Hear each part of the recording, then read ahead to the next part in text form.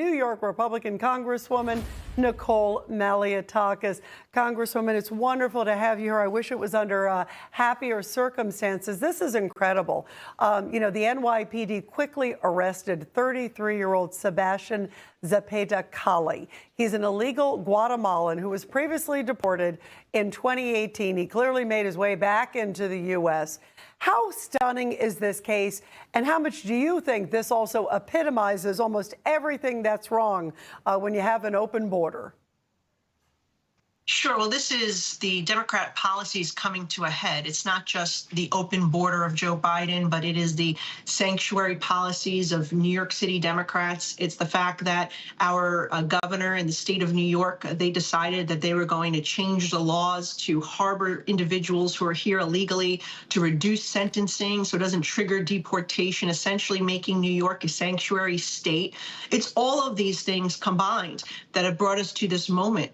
And it is one of the most shocking murders this year, but certainly not the only one. We've seen multiple murders on the streets of New York City and state by individuals who are in this country illegally. And it just shows how much we need to push the Democrats that control our city and state to once again cooperate with ICE, to once again allow ICE to operate out of Rikers Island. And we need to hold these Democrat politicians accountable, particularly our governor and our mayor, who refuse to actually take action to put the public safety of New Yorkers first. You know, you talked about the governor. Here is New York State Governor Kathy Hochul on the day of this horrific killing. Watch this.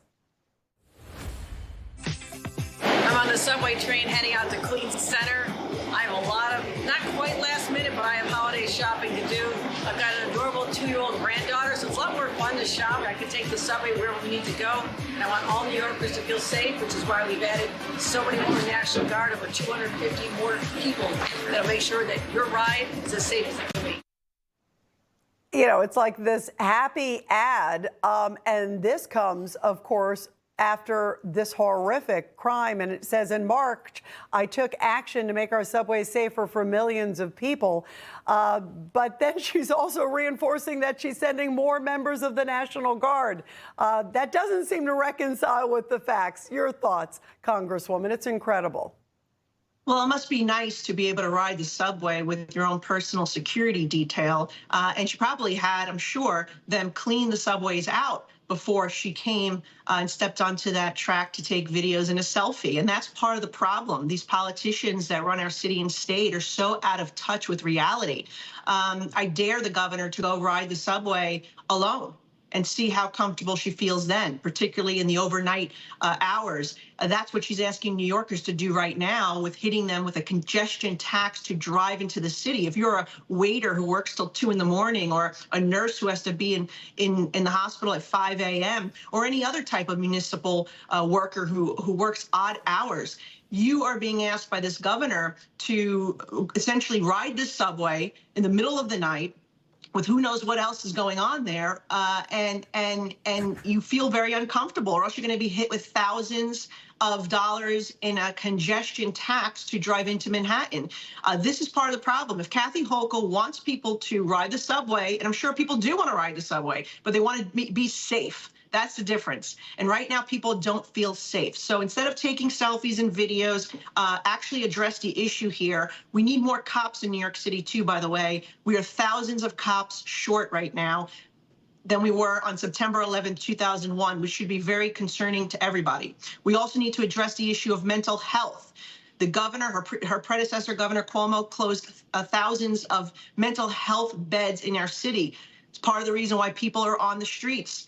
And we need to make sure we put career criminals behind bars, and we need to hold those people accountable who jump turnstiles. If you're jumping a turnstile, you're probably causing some trouble in the subway system, and yet there's no accountability for those individuals either. So they have to crack down on that, but actually also help bring revenue into the system so you wouldn't have to hit people with a congestion tax. Yeah, absolutely. You're right. If they were, what is it, like 17 million? I mean, there's a lot of money, billion. I think it's a huge amount of money that they could get from those fare beaters alone and not have to punish the good taxpayers with the congestion pricing. It's getting socked in every different direction, and people are just really, really fed up. Congresswoman, thank you very much. We always love having you here. And if I don't talk to you before, then have a great new year. It's really wonderful to talk with you. Thank you. Happy New Year, Rita. Thank you. Happy New Year to you. Thank you very, very much. Information. Truth. Is freedom. Is Newsmax. It's real news for real people.